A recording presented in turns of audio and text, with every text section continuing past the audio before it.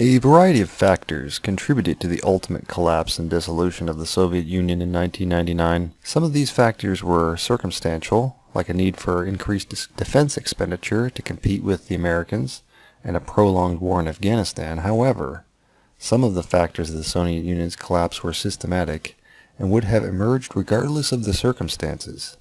Systemic factors, such as ethnic tensions over Russian domination of the Union, a retardation of innovation due to heavy state censorship, and a breakdown in the ability to manage the economy using Leninist top-down central planning.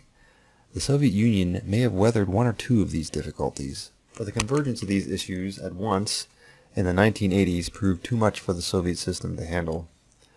There were many calls for reform in the Union before the collapse, and these calls were heeded by the Soviet leader Mikhail Gorbachev, General Secretary of the Central Committee, a position later renamed President of the Soviet Union in the final years. Gorbachev saw the difficulties of the Union and knew that major reforms were needed. His perestroika reforms of the 1986 instituted some market reforms into the Soviet economy and gave more local autonomy to enterprises. The later Glasnost reform of 1988 allowed for freedom of speech and the press, as well as limited private ownership of cooperative enterprises. Gorbachev believed these reforms would allow the Soviet Union to restructure itself into a more democratic system, with a socialist market economy that could overcome the long-term problems experienced with central planning. Fortunately for Gorbachev, this loosening of control erupted into mass protests in various republics. The Soviet republics demanded independence in order to address past grievances with the Soviet system.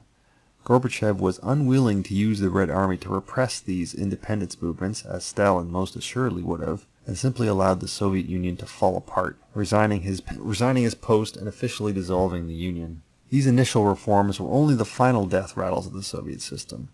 The decline stretches back much further. In 1979, the socialist government of Afghanistan began a very aggressive series of reforms of the country.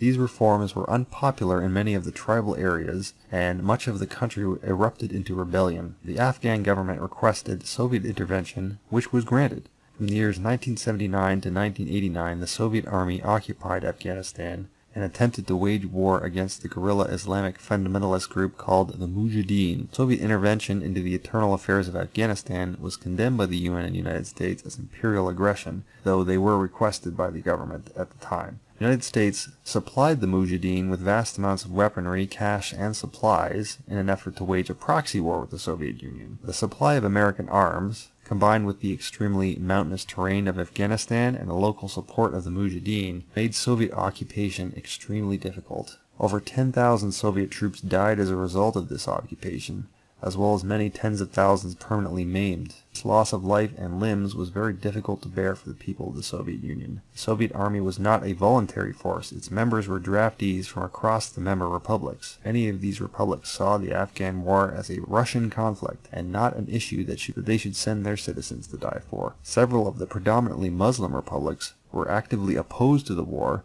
due to ethnic ties to the Afghan people. The Soviet press also did not report on the war appropriately. The official line was, "The Soviet army is not participating in war." It was simply rendering humanitarian assistance, rear to the Afghan people. As soon as maimed soldiers began returning from Afghanistan, the state propaganda could no longer keep up this charade, and major calls for press reform were made. The war in Afghanistan did not destroy the Soviet Union on its own, but the failures of the Soviet army to suppress the tribal Mujahideen made it clear that the Soviet military power was far from invincible. This was a very important development, as the repression of the Red Army was always the unifying force that kept the Soviet Union together. Before the Afghan War, any independence movements within the Soviet Union would be brutally crushed by the military. The defeat in Afghanistan emboldened the ethnic leaders of many Soviet republics, who now believed the military weakness meant rebellion was possible. The defeat in Afghanistan also shook the confidence of the Soviet leadership in the army's abilities. If they could not repress Afghanistan, how could they possibly control Poland, for example? The Soviet leadership did not use military intervention to stop the disintegration of the Union as it had in the past, because they no longer had confidence that that would work, and it may lead to needless bloodshed like in Afghanistan.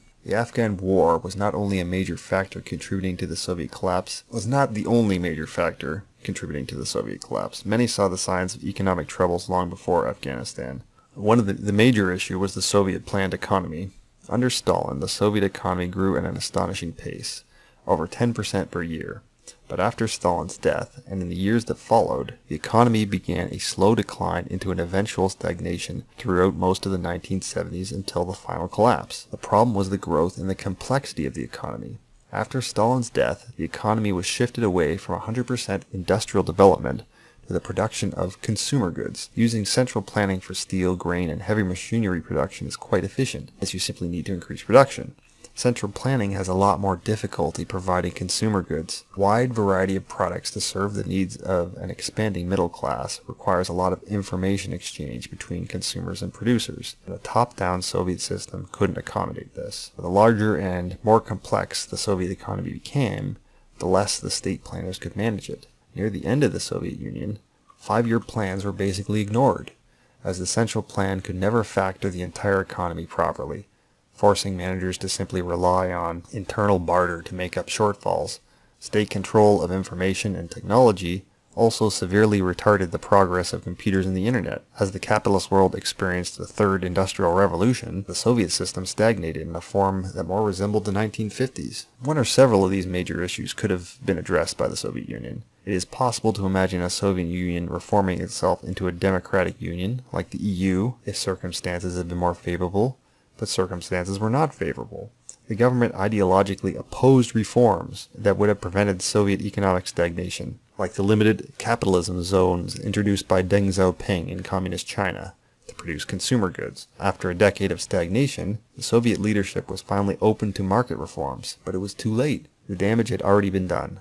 Most of the issues contributing to the collapse of the Union could have seemingly been prevented in hindsight. It could be said the Soviet Union was killed by procrastination, leaving their problems unsolved until the last second. Though it's hard to say exactly how a society obsessed with forward progress and 5-year plans could have simply planned better to solve their problems. In this sense, the collapse may have been inevitable. Leninism, as an economic and political system, was simply incompatible with the modern high-information world.